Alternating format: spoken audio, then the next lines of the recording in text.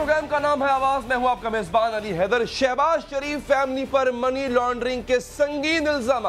पैसे कहां से आए, क्यों आए, किस लिए आए? सलमान शहबाज शरीफ की तरफ से अगर मगर चूके चुनाचे और कुछ नहीं मगर जवाब आए तो सवाल यह है नाजरीन कि सलमान शहबाज की जानिब से दिए जाने वाले जवाब बेगुनाही साबित करने के लिए क्या काफी हैं? क्या शहबाज शरीफ खानदान अदालतों में भी अपनी बेगुनाही साबित करने में कामयाब हो जाएगा? आज भी नाजरीन हमजा शहबाज शरीफ साहब मनी लॉन्ड्रिंग में पेश होते हैं और मुखालिफिन पर एक रिवायती तरीके से वार करते हैं। किस तरह, एक झलक देख लें आप। ये नया पाकिस्तान का एहतसाब है। ऐसे काम चलेगा? ऐसे काम नहीं चलेगा। और आज पेशियां भुगतता है शहबाज शरीफ, पेशियां भुगतता है शाहिद खाकान अब्बासी, ख्वाजा साद रफीक, ख्वाजा आसिफ, बिलावल भुट्टो जरदारी, और तो कोई पेशियां नहीं भुगतता। अभी नैब ने बयान दागा कि नैब शक्लें नहीं देखता। ये मैंने जो नाम गिनाए हैं, नैब को ये शक्लें नजर आती हैं और बाकियों ने सुलेमानी टोपी पहन रखी है। ये सब बातें ठीक है हमजा साहब आपकी, लेकिन इन बातों में सबूत कहीं नहीं झलक रहा। हमजा शहबाज सलमान शहबाज की जवाब की तरफ जाने से पहले एक और आपको चीज दिखाता भी हूँ, सुनाता भी हूँ। हो ये रहा है कि हुकूमती ऐवानों की तरफ से पहले आपको आज काबीना के इजलास के बाद वज़ीर इत्तलात फवाद चौधरी उन्होंने एक प्रेस कॉन्फ्रेंस की। हस्बे साबिक करप्शन की दास्तान उन्होंने सुनाई, किस तरह से अपोजिशन करप्शन करती आ रही है, अब तक कर रही है। कहा कि तहरीक इंसाफ की हुकूमत ने तहकीकात खुद शुरू कर दी है। बहुत जल्द होशरुबा चौंका देने वाले इंकशाफात सामने आएंगे। क्या इंकशाफात हो सकते हैं, एक दफा सुन लिया।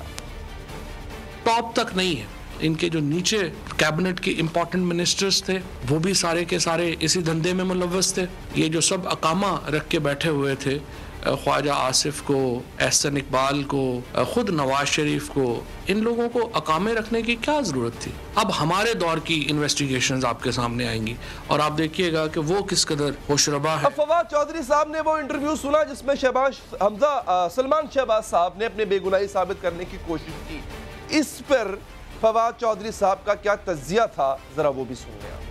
हमने देखा किस तरह से बिल्कुल बेबस थे सलमान शहबाज साहब जब रात को उनसे सवालात किए गए।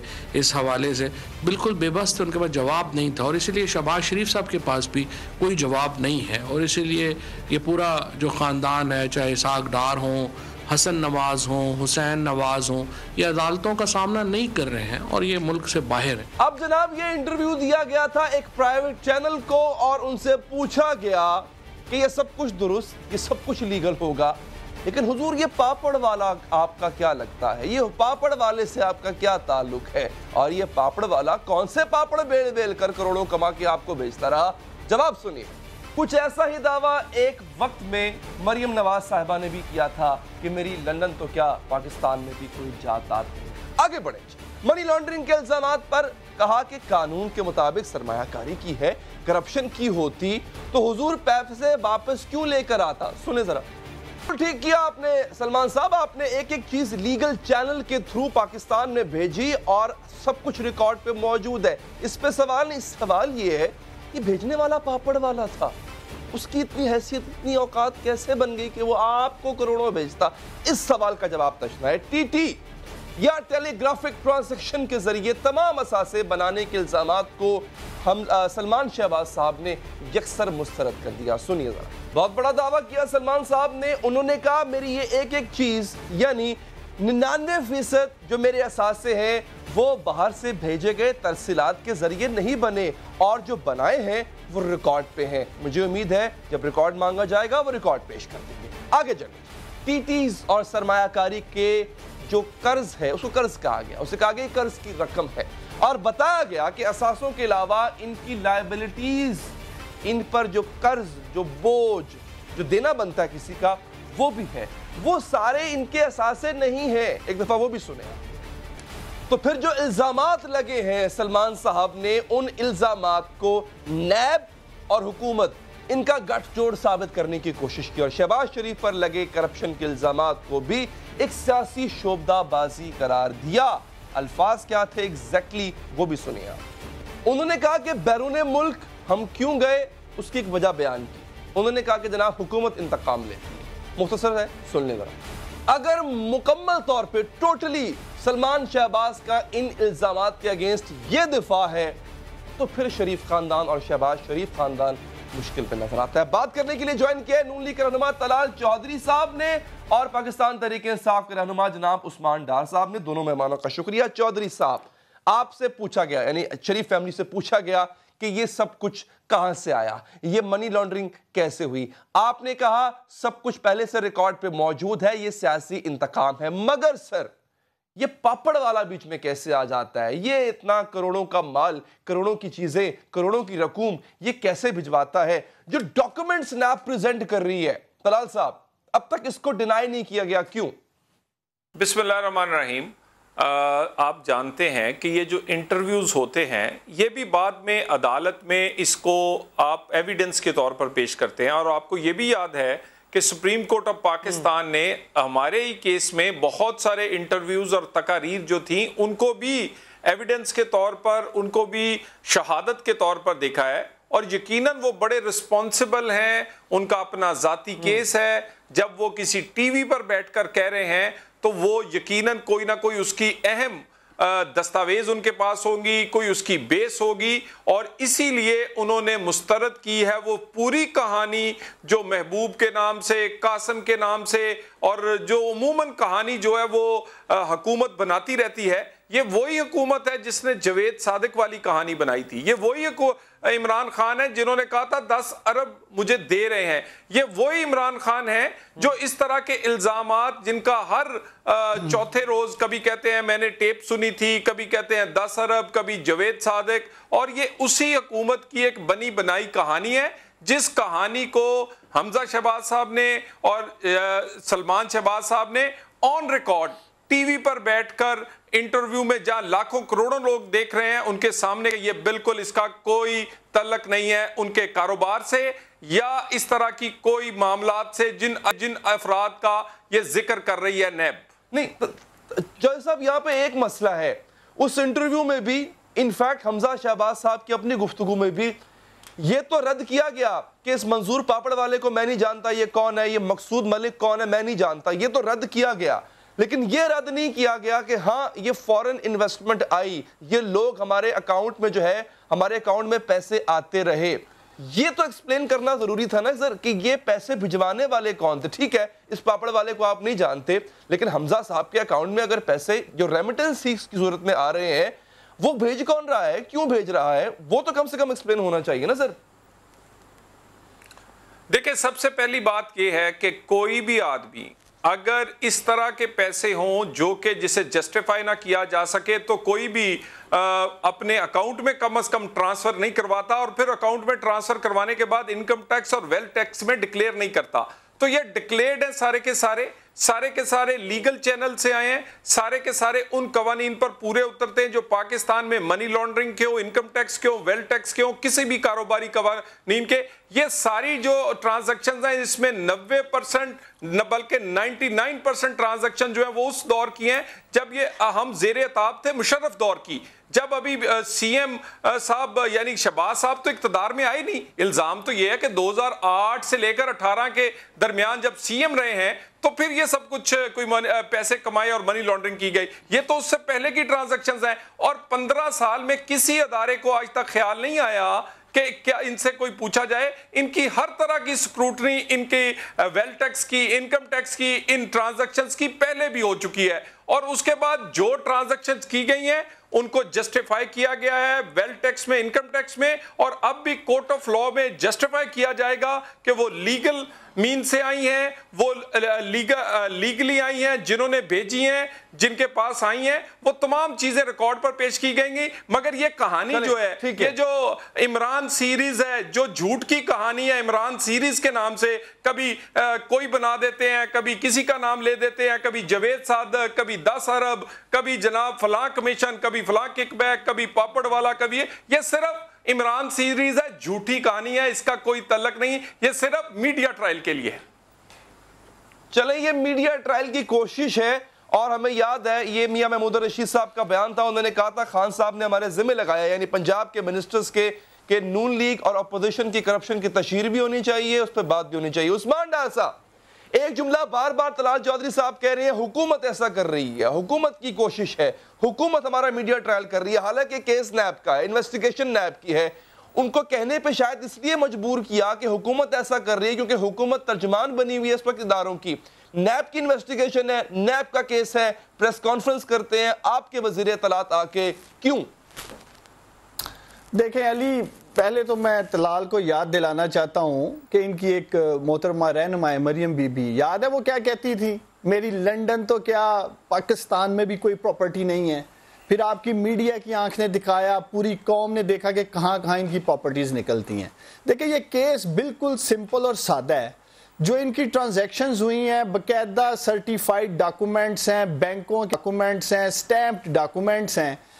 اگر یہ سمجھتے ہیں پی ایم ایل این والے کہ اس میں کسی قسم کی بھی حکومتی سائٹ سے کوئی فوج ڈاکومنٹ بنا کے پیش کیے گئے ہیں میڈیا کو, میڈیا چینلز دکھا رہا ہے, تو یہ بینکنگ کورٹ میں جائیں, یہ ان بینکس کے اوپر جا کے قانونی کاروائی کریں. اگر یہ تمام دستاویزات جو منظور پاپڑ کی بات کر رہے ہیں یا جس کی بھی بات کر رہے ہیں, ان کی اپنی نااہلی کا اس بات سے آپ اندازہ لگا لیں. طلال صاحب تو چلے ہیں سرٹیفائیڈ نااہل, اس پہ میں بات نہیں کرنا چاہتا, لیکن ان کی لیڈرشپ دیکھیں, کوئی اثاثہ اپنے بلبوتے پہ نہیں بنا سکے اور پاکستانی قوم کے آگے یہ لوگ چورن بیچتے رہے ہیں.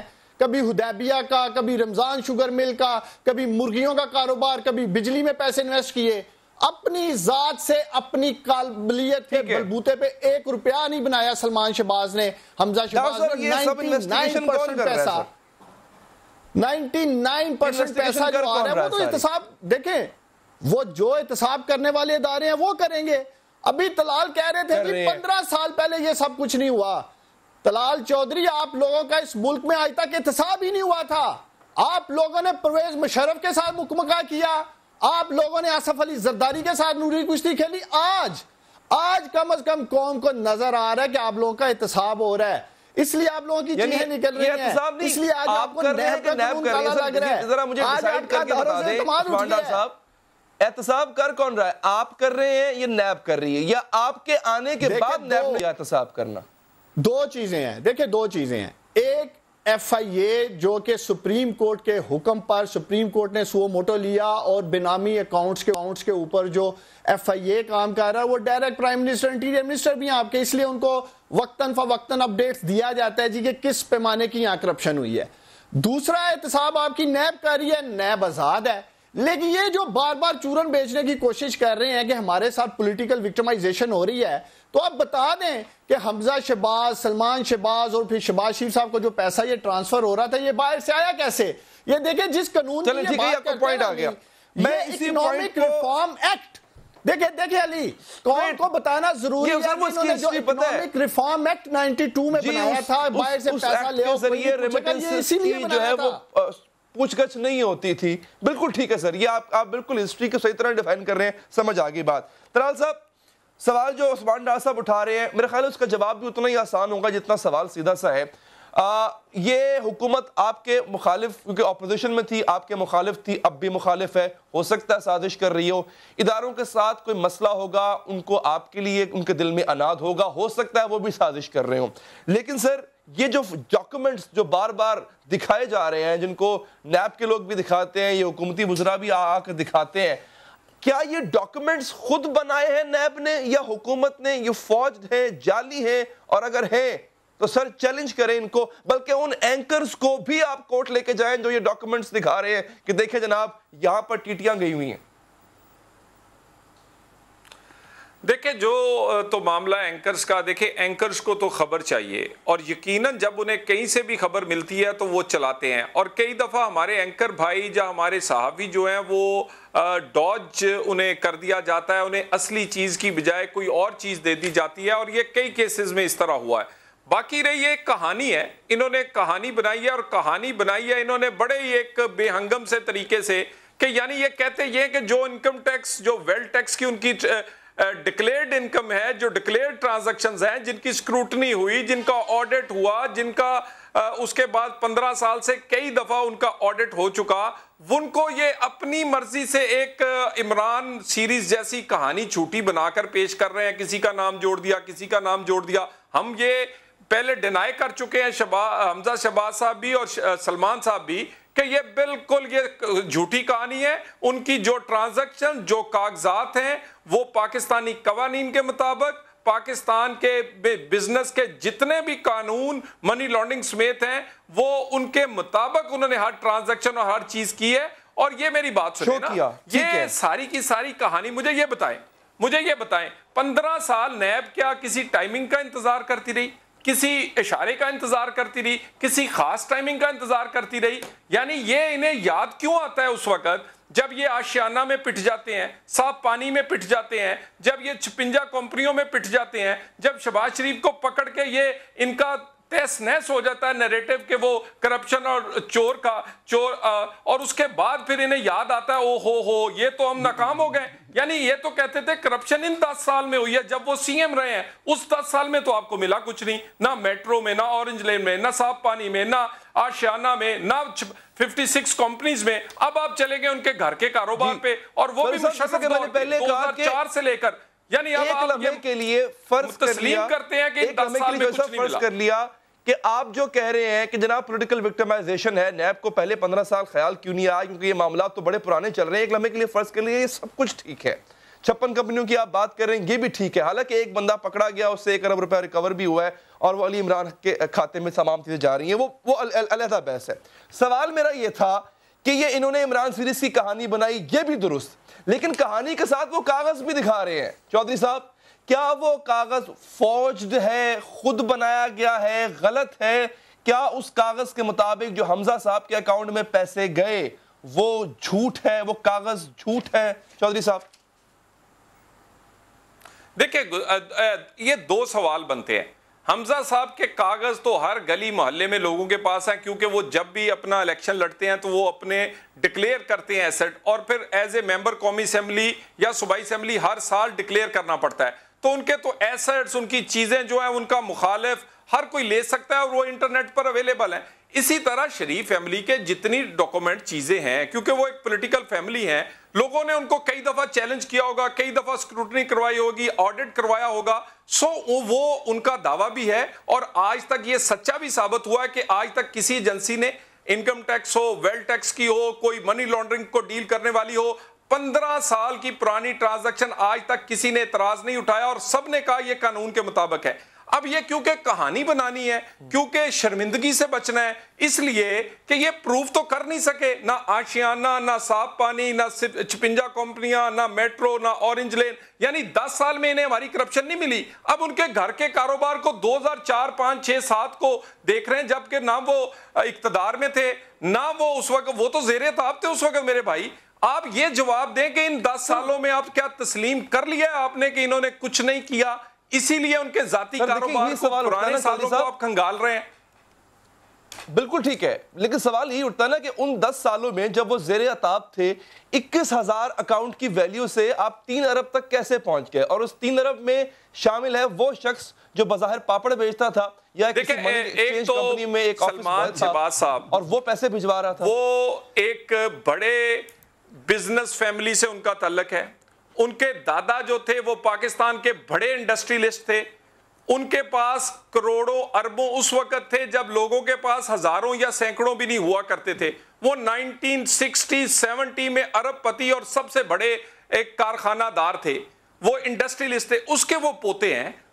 وہ ان کی کوئی جائیداد یا اتنا یہ کہہ دینا کہ یہ کوئی بہت بڑی اماؤنٹ ہے, یہ ایسی کوئی بات نہیں, اور یہ جسٹیفائیڈ ہے. پاکستان کے قانون کے مطابق ٹرانزیکشنز ہوئی ہیں. یہ لوگوں کو غلط بتایا جا رہا ہے. میں بار بار کہہ رہا ہوں, لوگوں کو کہانی کچھ اور سنائی جا رہی ہے, اصلیت کچھ اور ہے. اچھا چلیں بالکل ٹھیک ہے. ایک جملہ جو کہ ابھی تھوڑی دیر پہلے ملک احمد صاحب نے کہا ہے کاشف عباسی صاحب کے پروگرام میں, عثمان ڈار صاحب, کہ سلمان شہباز صاحب کو اپنی قانونی ٹیم سے مشورہ کرنے کے بعد انٹرویوز دینے چاہیے. تو کہیں نہ کہیں تو آپ ان کی قیادت کو بھی لگتا ہے کہ سلمان شہباز صاحب کو اس طرح سے انٹرویو نہیں دینا چاہیے, ان کی قانونی ٹیم شاید ان کو کوئی اور مشورہ دے. عثمان ڈار صاحب, سر یہ اگر ثابت کر دیتے ہیں کہ یہ, ان کا بیان بھی, ان کا دعویٰ بھی ہے کہ سب کچھ پہلے پر ریکارڈ پہ موجود ہے, آپ کو پہلے خیال کیوں نہیں آیا؟ آپ کے دور میں سب کچھ کیوں ہو رہا ہے؟ اس کو وہ پولیٹیکل وکٹمائزیشن سمجھتے ہیں. دیکھیں علی, پہلے تو میں دیکھ رہا تھا طلال چودھری واویلا کر رہے جی پچھلے 10 سال میں کچھ انہیں ملا ہی نہیں ہے. تو طلال چودھری کو میں فی الحال یہی کہنا چاہوں گا کہ ابتدائے عشق ہے روتا ہے کیا، طلال چودھری آگے آگے دیکھ ہوتا ہے کیا، ابھی تو پارٹی شروع ہوئی ہے. کی بات نہ کریں سر، آپ اپنا بتائیں نا. آپ کی حکومت آتی ہے تو آپ پہ الزام لگ رہا ہے کہ نیب کے پیچھے آپ کھڑے ہیں. دیکھیں نیب کے پیچھے ہم کیوں کھڑے ہوں گے؟ یہ کیسز تو ان لوگوں نے اپنے اپنے دور حکومت میں ایک دوسرے پہ رجسٹر کرائے ہیں. آصف علی زرداری صاحب کی حکومت تھی، انہوں نے ان پہ رجسٹر کیے، ان کی حکومت تھی، انہوں نے ان پہ رجسٹر کیے، ہم نے تو آگے نیب کو آزاد کیا ہے.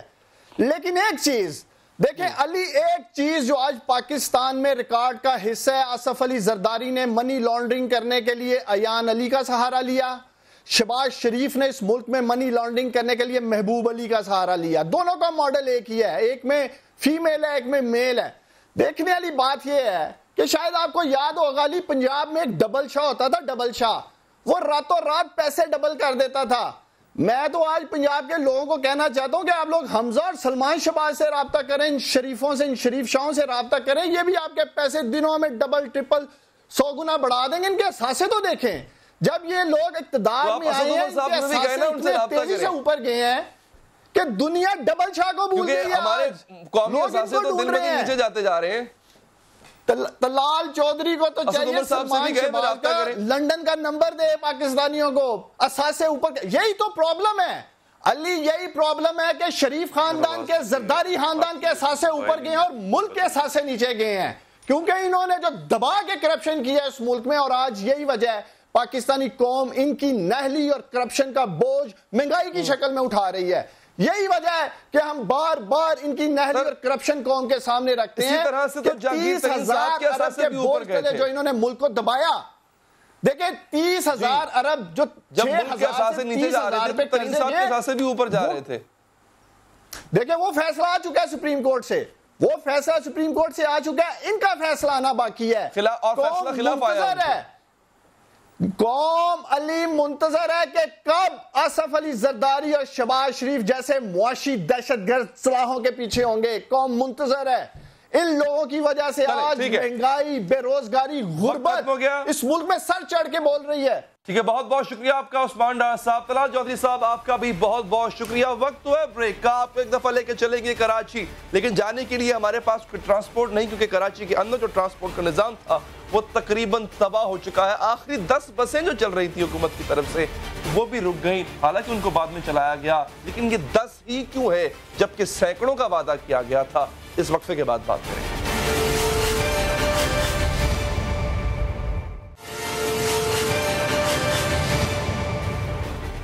بریک کے بعد حاضر ہیں ناظرین. کراچی شہر کے باسیوں کے لیے بری خبریں یہ کوئی نئی بات نہیں. پچھلی 3 دہائیوں سے کراچی کے مسائل میں اضافہ تو ہوا، لیکن شاید حل اتنی تیزی سے نہیں نکلا. ایک خبر آئی کہ لمبے انتظار، منتوں اور بھاری سرمایے سے چلنے والی عوامی بس سروس کی 10 اکلوتی بسیں بند کر دی گئی. اس خبر آنے کے بعد سیکرٹری ٹرانسپورٹ سندھ نے بتایا کہ یہ بسیں خراب ہو گئی تھیں لیکن انہیں دوبارہ چلا دیا گیا. کراچی کی آبادی 2017 کی مردم شماری کے مطابق 1.5 کروڑ کے قریب ہے ناظرین، اور سی پیک سینٹر آف ایکسلنسی ایک سروے کے مطابق شہر میں موجود گاڑیوں کا صرف 3% حصہ پبلک ٹرانسپورٹ پر معمور ہے اور آبادی کے 34% حصے کو سفر کی سہولیات یہ فراہم کرتا ہے. 2012 میں انٹرنیشنل کارپوریشن ایجنسی کے سروے کے مطابق کراچی میں 6,457 بسیں 150 روٹس پر مسافروں کے لیے رواں دواں ہیں. کراچی کے غریب عوام اور بہت سے بڑے مسائل کے ساتھ ساتھ ناظرین سفری مسائل کا روز سامنا کرتے ہیں، روز مقابلہ کرتے ہیں. ان کی زبانی سنیں. آپ ٹرانسپورٹ کا حال دیکھیں، ویڈیو کیمرہ ادھر کیجئے، دیکھیں تو صحیح بسوں کے حال. کوئی نظام ہی نہیں ہے، لیڈیز پارٹیشن میں آدمی بیٹھے ہوئے ہیں. اب حکومت کو چاہیے کہ کم سے کم جو ہے ٹرانسپورٹ 10 سال سے وعدے کر رہی ہے بھائی ہم لانڈی کرنگی کی جو روڈ پہ بس چلائیں گے، لیکن اس بات کو سنتے ہوئے 15 سال تو ہو گئے ابھی تک کوئی چلا ہی نہیں. کوئی بھی سیٹ نہیں مل رہی، اتنی بھری بھی ہوتی ہے جیسے کہ بکری اور بکروں کو لے کے جاتے ہیں نا، اس طرح بھری بھی ہوتی ہے گاڑی. پبلک ٹرانسپورٹ میں بھائی 2 دن CNG بند ہوتی ہے، خواری کرو 3 گھنٹے خوار ہوتے ہیں، یہاں پہ کوئی پوچھنے والا نہیں ہے. ناظرین کراچی میں ماس پبلک کا سب سے پہلا منصوبہ کراچی سرکولر ریلوے تھا، اور آپ کو بتائیں کہ 80 کی دہائی میں 24 ٹرینوں سے لیس یہ سسٹم 60 لاکھ لوگوں کو نقل و حرکت کی سہولت فراہم کر سکتا تھا. لیکن شہر کے حالات خراب ہوئے. 1999 تک ٹرینوں کی تعداد صرف 1 رہ گئی. 2005 کے ماسٹر ٹرانسپورٹ پلان نے شہر کے لیے سرکولر ریلوے کی بحالی اور پھر 6 نئی ماس ٹرانزٹ بس سروس چلانے کی تجویز تھی. اس پر عمل کرنے کے لیے سندھ حکومت نے ایک منصوبہ شروع کیا جسے عوامی بس سروس کا نام دیا گیا. تو کیا گیا لیکن مکمل ہونے سے اب تک قاصر. ناظرین، سینکڑوں بلکہ ہزاروں بسز آنی تھی، مگر اتنے انتظار کے بعد صرف 10-20 اور ان کو چلانا بھی سندھ حکومت کے لیے مشکل ہوتا جا رہا ہے. 1.5 کروڑ کی آبادی کے اس شہر کو نہ جانے ناظرین کب سفر کے سستے اور معیاری ذرائع نصیب ہوں گے. امید باندھنے سے پہلے عوام بس سروس کا ریکارڈ ضرور چیک کر لینا چاہیے. اس پر بات کرنے کے لیے موجود ہیں سندھ کے صوبائی وزیر جناب ناصر شاہ صاحب. شاہ صاحب، شکریہ آپ کے وقت کا. ہمیں معلوم ہے یہ وزارت اس وقت آپ کے پاس نہیں ہے، آپ اس کے کرتا دھرتا نہیں، لیکن ایک عرصے تک آپ کے پاس یہ وزارت رہی تھی. سر، دعویٰ ہوا سینکڑوں بسز کا، پھر ہزاروں بسز کا. آخر بنیادی وجہ کیا ہے کراچی شہر کو آپ کی حکومت ایک معیاری اور مکمل بس سروس یا ٹرانسپورٹ سروس نہیں دے پائی؟ بسم اللہ الرحمن الرحیم. اللہم صلی علی محمد و آل محمد. علی حیدر بھائی، آپ صحیح کہہ رہے ہیں کہ ظاہر ہے جب تک بسز آ نہ جائیں، روڈوں میں چل نہ جائیں، تب تک تو یہی صورتحال ہے جس کی آپ نے نشاندہی کی. اور ہم نے مکمل طور پر کوشش کی تھی. یہ جو ڈیٹس دی گئی تھیں یا جو باتیں کی گئی تھیں، ان میں اس حد تک سچائی ضرور تھی کہ ہم نے اسکیمز بنائیں اور پھر ان کو پیپرز میں ایڈورٹائز بھی کیا. مختلف یہاں کے جو ٹرانسپورٹرز تھے ان سے مل کر اور فنڈز بھی رکھے گئے، لیکن وہ اس میں کوئی پیش رفت نہ ہوئی اور وہ لوگ اس میں نہیں آئے. بعد میں کچھ اور پرابلمز آ گئے تھے. بہت اچھی ہے کیونکہ آپ نے تھر کول پاور پروجیکٹ ایک بہت بڑا پروجیکٹ تھا، آپ نے اس کا خواب پورا کر کے دکھایا، یعنی اس کا مطلب ہے آپ کے پاس کیپیسٹی ہے. لیکن سر، ایک بڑی نارمل سی عام سی چیز، یعنی جو کہ ہر ملک میں سہولت دی جاتی ہے، ہر میٹروپولیٹن شہر میں دی جاتی ہے سہولت، وجہ کیا ہے سر اس کی؟ کیوں نہیں آپ یہ وعدہ پورا کیوں نہیں کر پائے؟ دیکھیں، انشاءاللہ یہ وعدہ پورا ہوگا. اور بھی چیئرمین بلاول صاحب نے یہ احکامات دیے ہیں چیف منسٹر صاحب کو، یا جو بھی ہمارے منسٹر ہیں اویس شاہ صاحب، اور وہ اس پر بہت زیادہ محنت بھی کر رہے ہیں. ایشو یہ ہے کہ بی آر ٹی بھی ہماری 5-6 جو ہیں وہ اس میں ہیں کہ انشاءاللہ وہ بھی جلدی ان پر کچھ ایک پر تو کافی حد تک کام ہو چکا ہے، باقیوں پر بھی کام شروع ہو جائے گا. اور جو ٹرانسپورٹ کا مسئلہ ہے انشاءاللہ حل ہوگا. کے سی آر پہ بھی آپ نے دیکھا کہ ہم نے بہت زیادہ کام کیا، سب کچھ ہوا، لیکن ٹوٹل 10 بسیں ہیں، مطلب 10 سے 11 بھی نہیں ہو پا رہی نا. چلیں، میں نہیں کہتا کہ 10 سے آپ فوراً 100 کر لیں، 10 سے 11 تو ہو جائیں. اب مسئلہ یہ ہے شاہ صاحب یہاں پہ کہ یہ تمام چیزیں اپنی جگہ موجود ہیں. آپ پہ جو تنقید ہوتی ہے وہ یہ ہوتی ہے کہ کراچی آپ کو مینڈیٹ نہیں دیتا، کراچی پیپلز پارٹی کو ووٹ نہیں دیتا، اس لیے کراچی آپ کی پرائیورٹیز میں، آپ کی ترجیحات میں نہیں ہے. دیکھیں، میں آپ کو ایک عرض کروں، ایک تو پہلے اس پہ مکمل میں آپ کو بتاؤں کہ یہ عنقریب یہ بسز اور یہ بی آر ٹی سسٹم اور کے سی آر پہ بھی انشاءاللہ آپ دیکھیں گے کہ کراچی میں یہ پورا ایک ماس ٹرانزٹ کا سسٹم شروع ہو جائے گا. لیکن اصل ایشو یہ ہے تھوڑی سی کیپیسٹی کا بھی مسئلہ ہے، دیگر چیزیں بھی ہیں، لیکن میں آپ کو یقین دلاتا ہوں کہ یہ ضرور ہوگا، تھوڑا ٹائم ضرور لگے گا. اور باقی آپ نے کہا کہ کراچی سے ہمیں مینڈیٹ نہیں ملتا اس لیے ہم لوگ کراچی میں کچھ نہیں کرتے. یہ سن لیں، میں آپ کو عرض کروں کہ کراچی میں جتنے بڑے پروجیکٹ ہیں یہ سب پاکستان پیپلز پارٹی کے ہی ہیں. شروع سے آپ دیکھ لیں، شہید ذوالفقار علی بھٹو سے دیکھ لیں، شہید محترمہ سے، یا بعد میں جو بھی کام یہاں پہ ہوئے ہیں جن کو آپ بڑے پروجیکٹ کہہ سکتے ہیں، وہ سب پیپلز پارٹی نے کیے ہیں. ایسا بالکل نہیں ہے کہ ہم کہیں کہ مینڈیٹ، کیونکہ کراچی ہمارا دل ہے اور اب بھی بہت سارے ترقیاتی کام یہاں پہ ہو رہے ہیں. میں بنیادی پروجیکٹس کی بات کر رہا ہوں. انشاءاللہ ان میں پانی ہے. مجھے ایک بڑا پروجیکٹ پانی کا جو پیپلز پارٹی نے شروع کیا وہ بتا دیں. بنیادی جو ہے اس میں سفری سہولیات ہیں. ایک بڑا پروجیکٹ ٹرانسپورٹ کا پچھلے 10 سالوں میں وہ دکھا دیں پیپلز پارٹی کا. کچرا سب سے بنیادی ہے، وہ دکھا دیں سر. میں آپ کو عرض کروں، پانی کی آپ نے بات، لیکن K4 بہتر کام ہو رہا ہے. کچرے کی آپ نے بات کی تو اس کو بھی سالڈ ویسٹ مینجمنٹ بنا کے آؤٹ سورس کر دیا گیا ہے. 3 یا 4 ہمارے ڈی ایم سیز جو ہیں وہاں پہ کافی حالت بہتر ہے. لیکن آپ نے خود مانا کہ کیپیسٹی کا ایشو ہے. ٹرانسپورٹ کے سسٹم کو بھی آؤٹ سورس کر دیں, کسی کے حوالے کر دیں کہ بھائی تم چلاؤ اور ٹھیکے پہ لے لو, ایسے کر لیں. کرنے کی کارن ہے یہ جو بی آر ٹی آ رہی ہیں یا دیگر چیزیں آ رہی ہیں, یہ بھی پبلک پرائیویٹ پارٹنرشپ اور آؤٹ سورس ہی کرے گی. گورنمنٹ کہیں بھی اس طرح کی بات نہیں کرتی. ہم لوگ اس کو سبسڈائز ضرور کریں گے, جو فیسلٹی ہوگی وہ ضرور دی جائے گی. وہ ہم لوگوں نے جو میں نے آپ کو بتایا کہ بسز کی جو تاریخیں کی تھی یہی ذہن میں رکھ کے دی تھی کہ جو ہم نے ایک پروگرام دیا تھا جس میں ہم سبسڈائز کر رہے تھے اور ٹرانسپورٹر سے مل کر ہم نے بنایا تھا. اس کو ایڈورٹائزمنٹ بھی 3 دفعہ پیپرز میں ایڈورٹائزمنٹ موجود ہے, لیکن ہمیں کوئی اس طرح کا خاطر تھا اس میں ان کی طرف سے رسپانس نہیں ہے. اسی وجہ سے اب دوبارہ اس بجٹ میں ہم نے پھر پیسے رکھے ہیں. انشاءاللہ یہ بات بھی حقیقت ہے کہ اچھی سروس نہیں دے سکے, لیکن میں یقین دلاتا ہوں کہ بہت جلد بہت اچھی سروس آپ کو. جب کراچی میں ان بنیادی سہولیات کی بات ہوتی ہے تو پھر لاہور کا ذکر آتا ہے. 10 سال وہاں پر بھی ایک جماعت کی حکومت رہی, 10 سال آپ کی بھی رہی اور تیسری ٹائم اب آپ کی ہے. لاہور میں میں رسپونڈ کروں گا, اس پہ تھوڑا رسپونڈ کروں گا. بالکل ٹھیک جی, لیکن یہ سن لیجیے, میں تھوڑا سا رسپونڈ کروں اس پہ. دیکھیں ایک عرض کروں, یہ جو وہاں پہ چل رہی ہے B R T buses Lahore میں یا اسی طرح کی بسز وہاں پہ چل رہی ہیں, میں آپ ابھی کیا تازہ صورتحال کیا ہے, اس طرح کی اسکیم ہم یہاں پہ بہت پہلے شروع کر سکتے تھے کیونکہ اس میں کک بیکس بھی تھے, ٹیبل بھی بہت ساری چیزیں تھیں. بسز میں بہت بڑی سبسڈی دی جاتی ہے اور وہ افورڈ نہیں ہوتی. اب کیا وجہ ہے کہ جو موجودہ حکومت آئی ہے نئی, انہوں نے کہا ہے کہ ہم یہ سبسڈی روک دیں گے کیونکہ بہت بڑا اماؤنٹ جو ہے وہ اس میں دے دیا جاتا ہے. پر کلومیٹر کے حساب سے تھا کہ وہ چارج کریں گے اور ٹکٹ جو لیں گے لوگوں سے وہ کم ہوگا. اس میں ایک بہت بڑا گیپ ہے جو ہم افورڈ نہیں کر سکتے. ہماری گورنمنٹ کے پاس اتنا بجٹ نہیں ہوتا کہ ہم لوگ افورڈ کریں, اسی لیے ہم نے یہ دوسری اسکیمز بنائی تھی اور اس پر اب انشاءاللہ عمل ضرور ہوگا. چلیں ابھی فی الحال جو ہے شاہ صاحب شکریہ آپ کے وقت کا.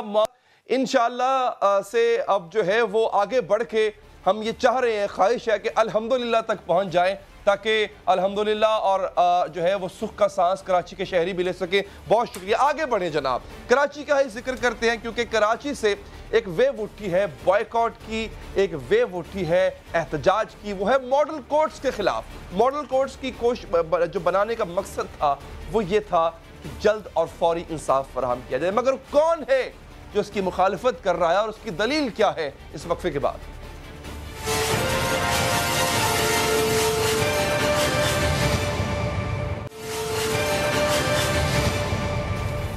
ناظرین, انصاف وہی جو وقت پر ملے, لیکن ہمارے نظام انصاف میں تاریخ پر تاریخ تو مل جاتی ہے, نہیں ملتا تو انصاف.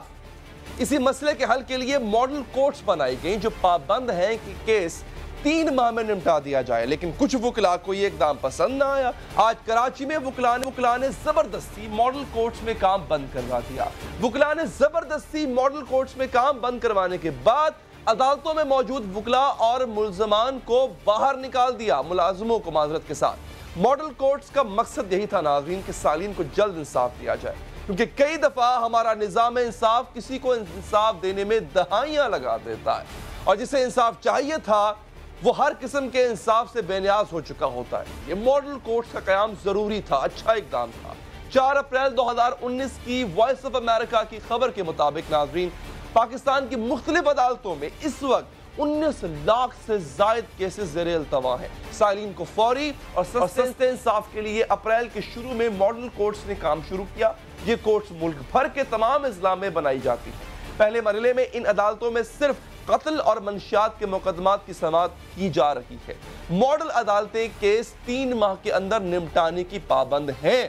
مقدمے کی سماعت روزانہ کی جاتی ہے اور سماعت ملتوی کرنے کی منظوری نہیں دی جاتی. وکلا اور استغاثہ دونوں ٹرائل کا شیڈیول پہلے ان کو فراہم کیا جاتا ہے اور وہ اس کے پابند ہوتے ہیں. اگر وکیل عدالت میں پیش نہیں ہو سکتے تو انہیں ماڈل ٹرائل کورٹ کو بتانا ہوتا ہے کہ ان کی جگہ کون آئے گا. عوام بھی فوری انصاف ملنے پر خوش نظر آتی ہے. ایک دفعہ ان کی بات بھی سن لیں آپ. 30 दिन के अंदर फैसला देना चाहिए। जल्दी इंसाफ मिले, केस जल्द से जल्द हल हो जाए इंसान का। तो फिर धक्के खाते तारीख पे तारीख मिलती रहती है, कोई हल नहीं होता। जल्दी फैसला होना चाहिए यार। उसकी वजह ये है कि एक दफ़ा सुनने के बाद जब आदमी एक महीने के बाद दोबारा सुनता है तो पिछला तो भूल जाता है। अब ये तो थी अवाम, जहां फैसला आने में बरसों लग जाते थे, वहीं मॉडल अदालतें नाजरीन 30 दिन में फैसला देंगी। तो फिर एतराज किस बात का है? ये सवाल रखेंगे सुप्रीम कोर्ट बार एसोसिएशन के सदर अमानुल्लाह साहब हमारे साथ मौजूद हैं। इस्लामाबाद के सदर आरिफ चौधरी साहब भी हमारे साथ मौजूद हैं। अमानुल्लाह साहब, फौरी इंसाफ मिल रहा है, सस्ता इंसाफ मिल रहा है, और जो दहाइयां लग जाती थी, लोग मर जाते थे इंसाफ लेते लेते, उस तासुर की भी अब नफी हो रही है। फिर आपको एतराज किस बात पर है? हम सिर्फ यही बात कर रहे हैं जो आपने मिसाल दी, हम उसी के साथ चल रहे हैं।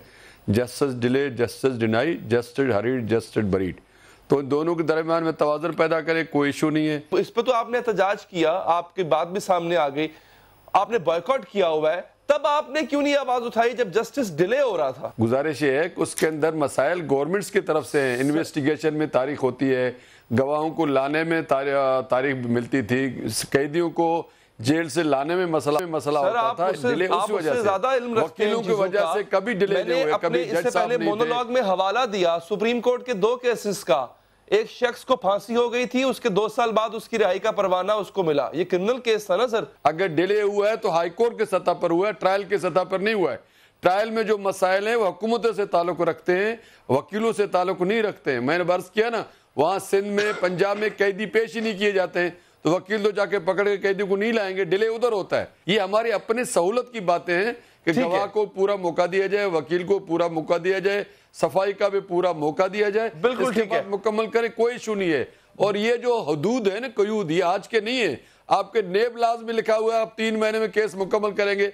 आज तक कोई केस मुकम्मल नहीं हुआ है। उसकी वजह वकील नहीं है, उसकी वजह आपका सिस्टम है कि आपके पास या तो जज नहीं है या आपके गवाह नहीं आते हैं। इसी तरह तो वकील तारीख पे तारीख लेते हैं, इसको जल्द फैसला करने आज खांसी आ गई, आज जुकाम हो गया, आज बीमार हो गया, आज तैयारी नहीं थी, ये जो वकीला तारीखें लेते हैं, इसका भी तो कुछ सदेबाब होना चाहिए। आरिफ चौधरी साहब, क्या ये मॉडल इंसाफ नहीं दे रहे थे?